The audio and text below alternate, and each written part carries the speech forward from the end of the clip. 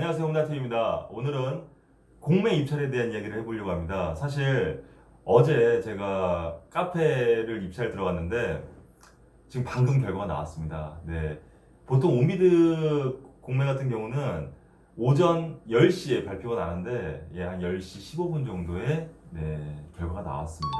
네, 안타깝게 또 떨어졌습니다. 네, 오늘 제가 어떤 거에 입찰하고 어떻게 떨어졌는지, 총 몇 명이 들어오고 얼마에 썼는지 뭐 이런 것을 오늘 이 영상에 한번 담아보도록 하겠습니다. 네, 지금 영상을 보시면 여기가 오페라 하우스 뭐 공연이 끝난 것 같아요. 그래서 외국 배우들이 나와서 좀 버스를 탈 준비를 하고 있는 것 같고, 지금 보시면 펜스가 좀 쳐져 있는데 지금 여기 꽃 모양이 좀 조명입니다. 꽃 모양이 생각보다 한 10개 정도 되는 것 같아요. 지금 보시면 지금 여기 화면이 이제 커피숍 위치가 될 것 같은데 에어컨 2대는 세팅이 되어 있고, 바닥을 보시면 아시겠지만 전용 15평까지는 안 될 것 같은데 일단은 공부상 51제곱미터로 나와 있습니다. 뒤에 보시는 게 이제 화장실이고요. 뒤에 건물 보이시죠? 네, 위치는 한남동입니다. 혹시 블루스퀘어라고 아시나요? 네, 그 공연하는 데 있잖아요. 네, 거기 맞습니다. 블루스퀘어 후문 쪽에 있는 이런 그 가설 건축물인데요. 서울시에서 무려 10억 원을 들여서 그 가설 건축물이랑 뭐 화장실 또 거기 거리를 좀 이렇게 좀 조성했다고 합니다. 제가 현장을 3번을 가봤습니다. 네, 점심 때 2번을 가보고 저녁 때 1번 가봤는데 생각보다 저녁 때 유동인구가 없진 않더라고요. 네, 점심 때는 좀 조용했고요. 그래서 사람들이 물건을 보실 때 이 물건에 대해서 호감을 느끼지 못하지 않을까 이런 생각을 좀 많이 가졌던 이유가 뭐냐면, 블루스퀘어 안에도 이제 커피숍이 있고요. 네, 물론 뭐 샌드위치랑 같이 판매를 하지만 두 군데가 있었고, 물론 금액대는 생각보다 좀 비싸게 팔더라고요. 네, 그래서 저는 이제 만약에 커피숍을 낙찰 받는다면 한 중저가로 판매를 하면 어떨까라고 이렇게 접근한 물건이었고, 가장 중요했던 것은 얼마의 입찰을 쓸까예요. 이게 무슨 말이냐면 여러분들이 되게 놀라실 텐데, 보증금도 없고 권리금도 없고 월세만 내고 창업할 수 있는 이런 제도가 있습니다. 이게 바로 대부공매 또는 임차공매라고 이렇게 표현하는 이런 제도가 있어요. 자, 예를 들어서 국가 건물이 이렇게 임차로 나오는 경우가 많은데 이게 국유재산 임차공매 이렇게 많이 표현합니다. 온비드 사이트에서 이제 입찰을 보는 건데요. 네, 누구나 입찰을 하실 수가 있습니다. 네, 그 입찰하는 방법 같은 경우는 여러분 잘 모르신다면 그냥 고객센터에 전화하셔서 물어보세요. 그냥 물어보시거나 아니면 뭐 유튜브 이렇게 찾아보셔가지고 이렇게 한번 공부를 한번 해보시고, 정말 제도는 제가 정말 높게 평가하는 것 중에 하나가, 일단 먼저 장점을 좀 말씀을 드려보도록 하겠습니다.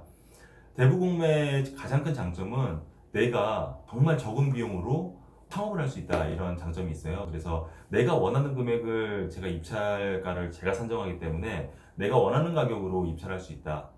그래서 여러분들이 만약에 그 분야에 정말 자신 있다 라면 월세를 조금 더 높게 써서 낙찰 확률을 높이시면 될 것 같고요. 이 분야에 뭐 처음이거나 좀 자신이 없다라고 하면 어차피 뭐 입찰하는 데는 이제 그 공고마다 좀 차이가 있겠지만 최고 입찰 금액의 5% 또는 10%를 보증금을 이제 납부를 해요. 그래서 여러분들이 만약에 폐찰하시면 떨어지시면 바로 이제 돌려받기 때문에 전혀 리스크가 없어요. 청약이랑 마찬가지인 것 같아요. 그냥 좋으면 땡큐, 낙찰되면 좋고 떨어지면 본전인 거죠. 네, 그래서 여러분들한테 적극 권하고 싶습니다. 다시 한번 장점을 말씀드리면 권리금이 없어요. 네, 그리고 보증금이 없거나 되게 적어요. 그래서 이 공고를 여러분들 체크하셔서 이제 들어가시면 되고, 물론 단점도 있습니다. 권리금이 없는 장점도 있지만 여러분의 장사가 잘 돼서 계약 기간이 끝났을 때 권리금을 못 받는다는 거예요. 그래서 여러분들이 초기 비용이 많이 들어가는 이런 업종들은 사실은 지양해야 돼요. 왜냐하면 권리금을 못 받기 때문에 여러분들이 그 계약 기간도 잘 보셔야 되고, 내가 예를 들어서 한 초기 비용이 5천만 원이 들어갔다. 그러면 계약 기간이 3년이다. 3년 안에 이 5천만 원을 뽑고 또 내가 순수익으로 얼마를 수익을 낼 수 있는지를 계산을 정확히 해보셔야 된다는 거죠. 네.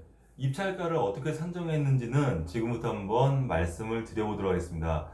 최저 입찰가가 603만 원이었어요. 603만 원. 근데 저는 603만 원을 썼어요. 네, 1원도 더 쓰고 싶지가 않았어요. 왜냐면 여러분들이 공고문을 잘 보시면 아시겠지만 마지막 그 입찰 자격에 이 공연 그 전시를 해야 된다는 이런 사항들이 있어요. 제가 전화해서 담당 공무원이랑 통화해 본 결과 커피숍 안에 이렇게 이런 전시 공간을 조그맣게 좀 만들어야 된다는 거예요. 그리고 그것도 관리까지 하고 또 나아가서 그 앞에 있는 공중화장실까지 청소하고 관리해라. 사실 저는 그게 되게 컸었습니다. 그것만 없었으면 분명히 낙찰 금액을 저도 좀 높게 썼을 텐데 많은 사람들이 아마 그 부분에 대해서 좀 리스크가 좀 있었을 것 같아요. 그래서 저도 입찰 금액을 확 낮췄어요. 그래서 그냥 단독 입찰되면 좋은 거고 안 되면 말자 뭐 이런 느낌으로 입찰에 참여했습니다. 사실 지금 결과를 보면 총 6명이 입찰을 보셨던데 1등이 2천만 원대, 2등이 1,600만 원, 3등이 1,200만 원, 나머지는 다 최저 입찰가. 근데 2명이 무효 처리가 됐으니까 아마 제가 보기에는 2등, 3등으로 썼던 분들이 보증금을 납부하지 않지 않았을까라는 생각이 좀 들어요. 그래서 대부분 보면 이제 총 입찰 참가자가 6명이고 유효한 입찰 참가자가 4명이라면 입찰 선은 제출하고 보증금은 납부하지 않은 거예요. 지정 계좌에다 보증금까지 납부해야지만 완벽히 이제 입찰에 참여한 거거든요. 그래서 조심스럽게 제가 예측을 해보자면 아마 2등, 3등을 썼던 그분들이 마음이 변해서 이제 최저 입찰가 비슷하게 들어오지 않았나라는 생각이 들어요. 사실 1등 이 금액이 제가 바라봤을 때는 수익률이 과연 맞을까라는 생각이 좀 들어요. 왜냐면 거기 지역 자체가 2천만 원대라고 하면 한 달에 월세가 최소한 160만 원 정도를 내야 된다는 소린데 160만 원을 월세를 내고 거기서 이제 수익을 과연 얼마나 뽑을 수 있을까라는 생각이 저는 좀 듭니다. 계약 기간 3년 안에 또 인테리어까지, 내부 인테리어까지 해서 여러분들 잘 생각하셔야 돼요. 계산을 잘 하시고 이런 것을 입찰 가격을 산정하시는 것을 제가 당부드리도록 하겠습니다. 네, 조금 더 자세히 말씀을 드려보도록 하겠습니다. 제가 어제 입찰 봤던 이 물건은 대부공매라는 이런 제도예요. 여러분들이 되게 많이 생소하실 것 같아요.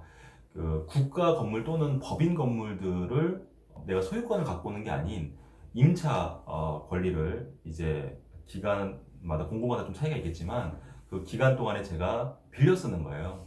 이런 게 이제 온비드 사이트에서 대부공매 또는 임차 공매라고 이렇게 표현합니다. 그래서 여러분들이 여기에 관심을 좀 가지시려면 온비드 사이트에 들어가셔서 부동산 그 물건 검색을 클릭하시고 대부공매 여기 탭에 클릭하시고 여러분들이 이게 원하는 지역들을 검색하시면 거기에 맞는 이런 그 물건들이 쭉 나와요. 그래서 공인인증서도 이제 일반 무료 공인인증서가 아닌 범용 공인인증서로 온비드에 회원가입을 하셔야지만 입찰 참가를 할 수 있다는 거 여러분들 좀 체크 한번 해주시고, 아무튼 다시 한번 말씀드리면 임차 공매에 대한 그 장단점이 좀 뚜렷합니다. 장점은 싸다라는 거죠. 물론 싸고 내가 월세를 선택할 수 있다라는 거예요. 그래서 여러분들이 입찰 가격을 산정하기 때문에 내가 월세를 얼마를 낼 것인지를 이렇게 매출을 이렇게 여러분들이 역산하셔서 이제 좀 들어가셔야 된다는 거고, 반면에 단점은 보증금 권리금이 없다는 장점이 있는 반면에 단점은 여러분들 장사가 잘 돼서 나갈 때 권리금을 못 받는다는 거예요. 그 말은 곧 뭐냐면 여러분들이 시설을 너무 많이 투자한다면 그 기간 안에 과연 이 시설비를 뽑을 수 있냐 없냐를 반드시 체크를 하셔야 된다는 거예요.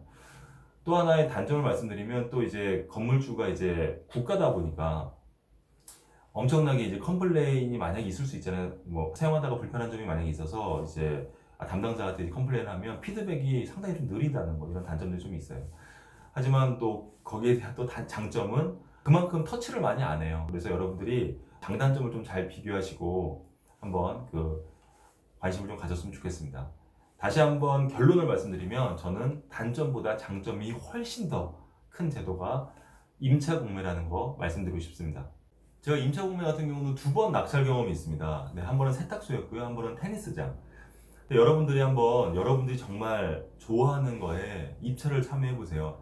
사실 제가 커피를 좋아합니다. 네, 평균 하루에 한 2잔 정도 마시는데 사실 뭐 커피 이렇게 운영해 봤던 경험은 없지만 정말 좋아해요. 그래서 여러분들이 관심 있는 분야, 좋아하는 분야에 아주 적은 비용으로 이렇게 도전해 보신다면 분명히 여러분들이 뭐 부업으로 이렇게 소소하게 뭐 이렇게 용돈도 될 수 있고 또 나아가서는 정말 효자가 될 수도 있다고 저는 생각해요. 그래서 여러분들이 이 임차 공매에 지금부터 관심을 가진다면 네, 분명히 여러분한테도 기회가 올 거라 저는 확신합니다.